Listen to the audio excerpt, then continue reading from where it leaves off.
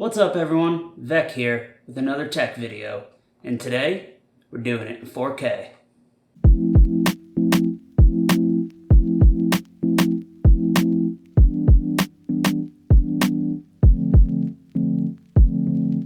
So Vec, why the switch to 4K all of a sudden?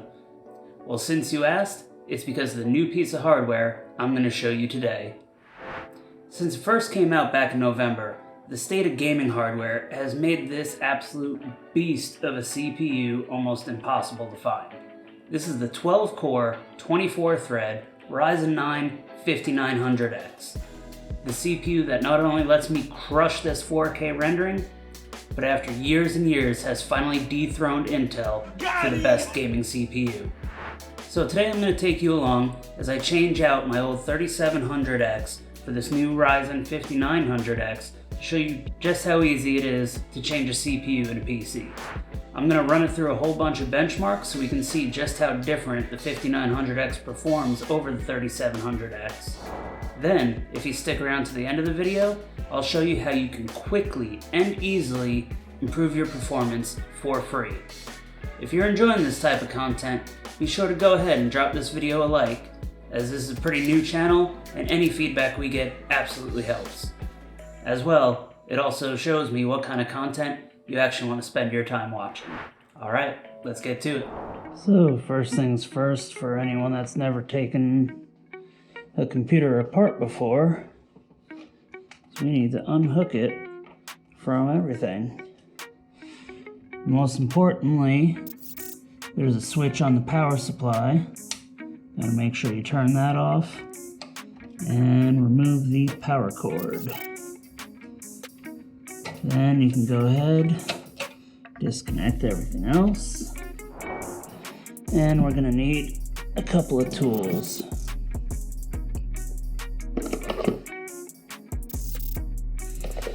Pretty much should only need a Phillips screwdriver, some isopropyl alcohol wipes, and thermal paste. Okay, so here we have PC tower. Gonna go ahead and take off the tempered glass side panel. Put that off to the side, somewhere nice and soft so it can't get scratched or messed up.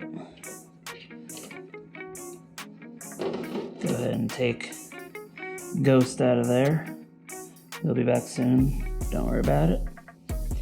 And I'm going to go ahead and lay this on its side. And there's a reason for that I'll get to in a little bit.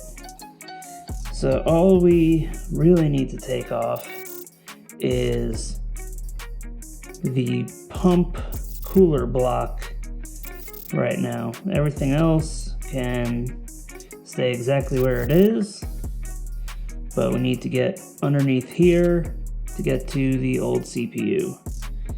So I'm going to go ahead and unplug the wires going to it.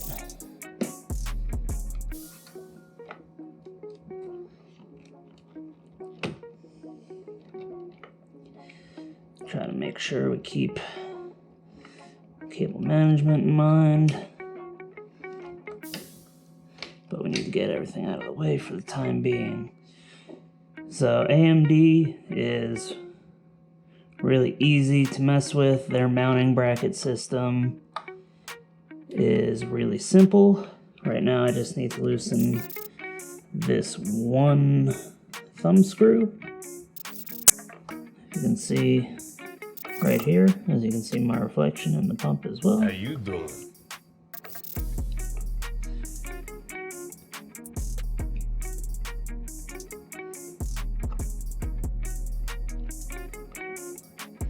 Go ahead and loosen the rest by hand.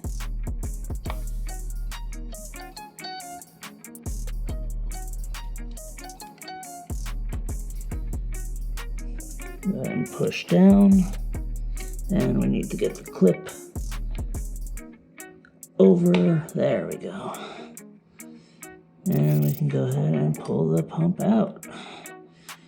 Go ahead and see old thermal paste. Looks like it's spread out pretty decent. See the center area, how it's nice and flat in there. Go ahead and put that to the side. And that's the old CPU.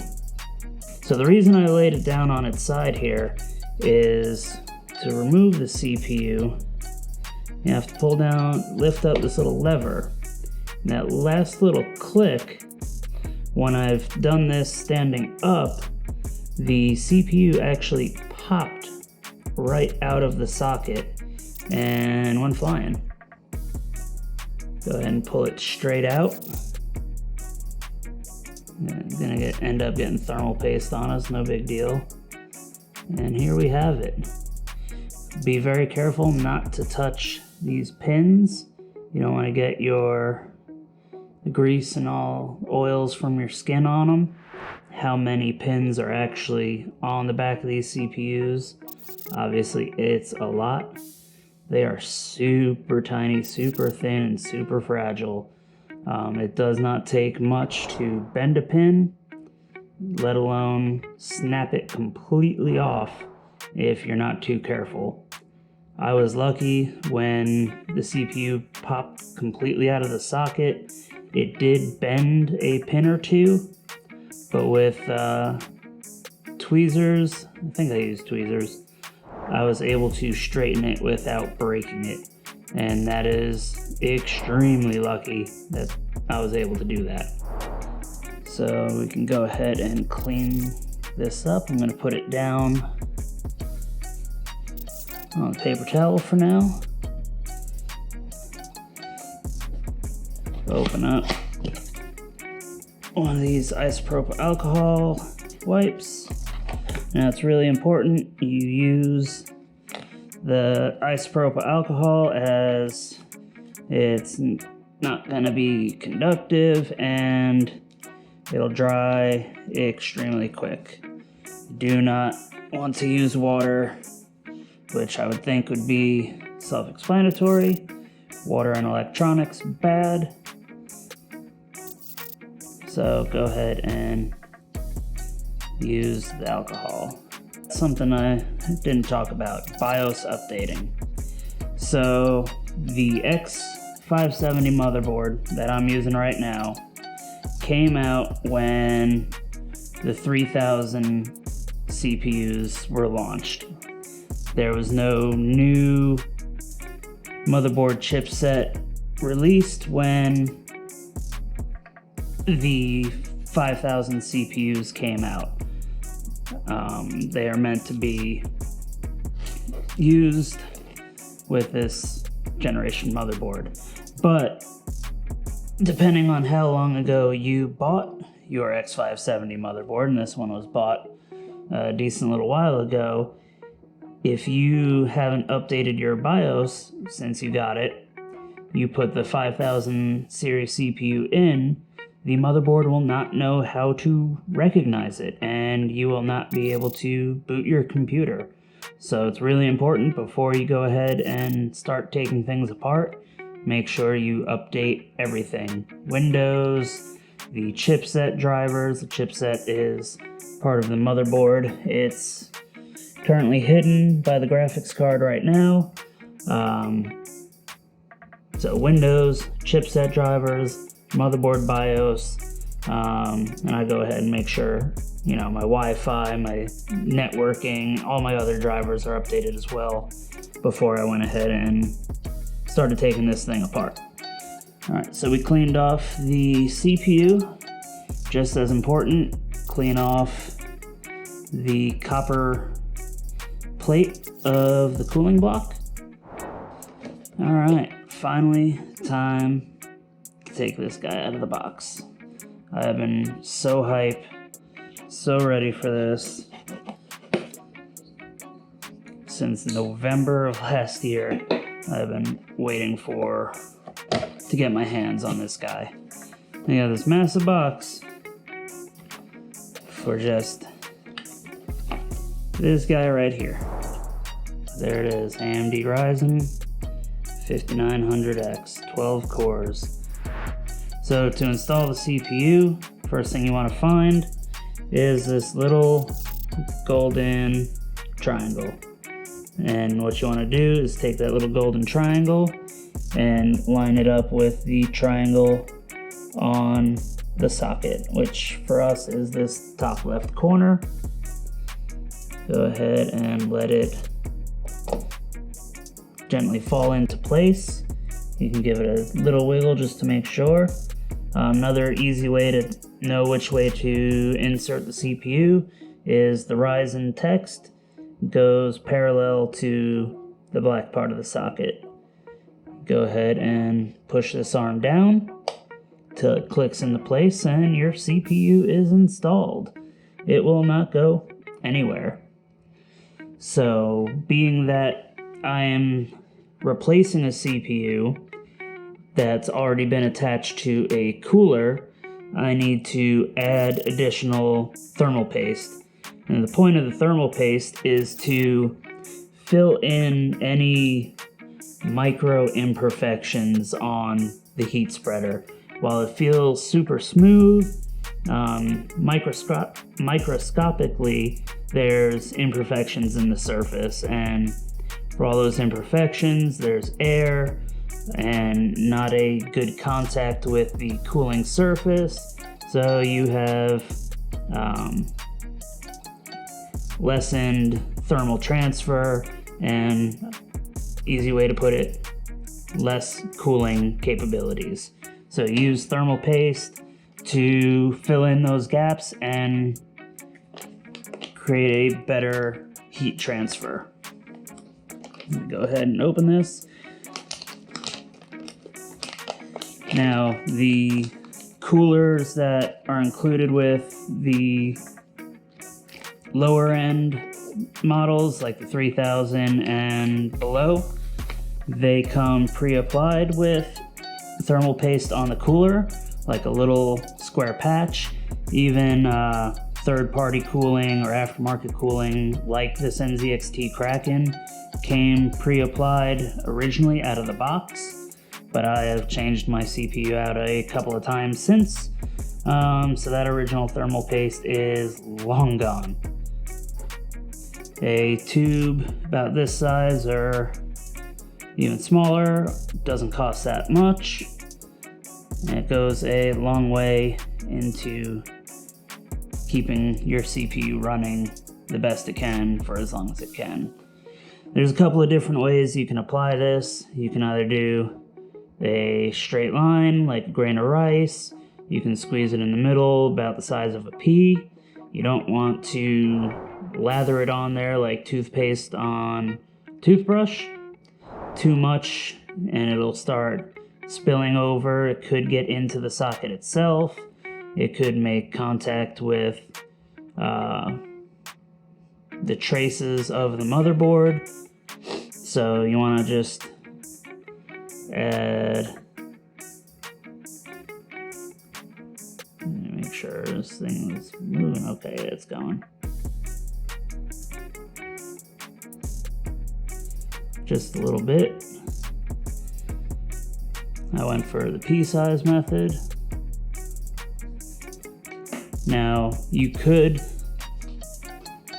if you wanted to, apply the cooler just like this, and as the cooling plate presses down, it will spread. But I like to use the included tool and just make sure everything gets a little coating. So, went ahead, spread the thermal paste. Even that may be a little much. Now it's time to reapply the cooler. So, typical all AMD motherboards will come with this sort of bracket retention system with two hooks, one facing down, one facing up. If you go ahead and look at the pump cooler, you've got a little notch here, and you've got the screw notch here. I'm going to go ahead and loosen that up even more, give us more room to play with. Hopefully it won't pop off. And we will reattach this guy. I'm gonna go ahead and lock the bottom one in first. Sorry if you can't exactly see. Don't know how to give you a better angle with that. But we got the bottom one clicked on. I'm gonna push the top one until it clicks. And then we just tighten down the thumb screw. Now, use a screwdriver to help, but you don't want to over tighten. You just want to make it nice and snug, not absolutely crank down.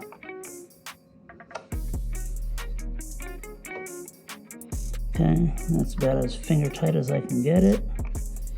Make it just a little.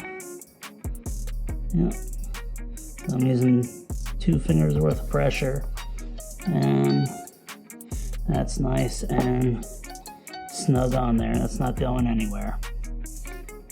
Go ahead and reconnect all the wires. Me, I'm all about the cable management, making sure you can't see all those wires while they're on. Okay. Top ones click back in. Make sure that wire doesn't go anywhere.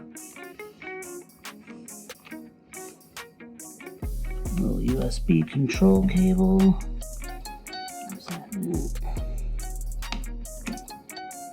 Okay, make sure that stays nice and tucked in there.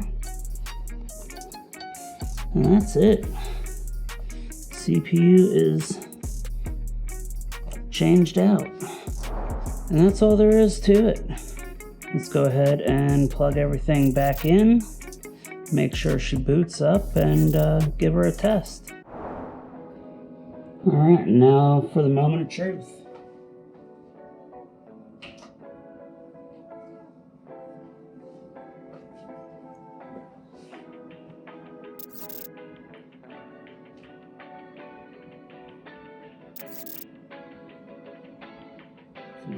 One eternity later. So sometimes when, oh, and we got a post, all right. That right there is how you know everything's working. So what do we have here? We got Strix X570 and the Ryzen 9 5900X, 16 gigs of RAM, and all my hard drives are showing up. So we have a successful install of a CPU. I'm gonna go ahead and mess with some stuff in the BIOS, and then we can test this guy out.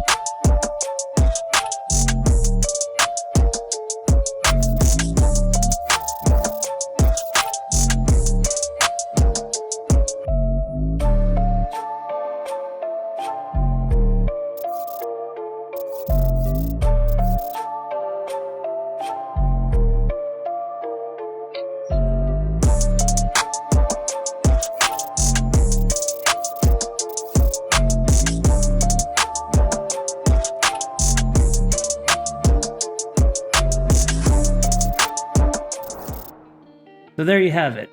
Even if you're not the most tech savvy, it's pretty obvious the 5900X crushes the 3700X in every way.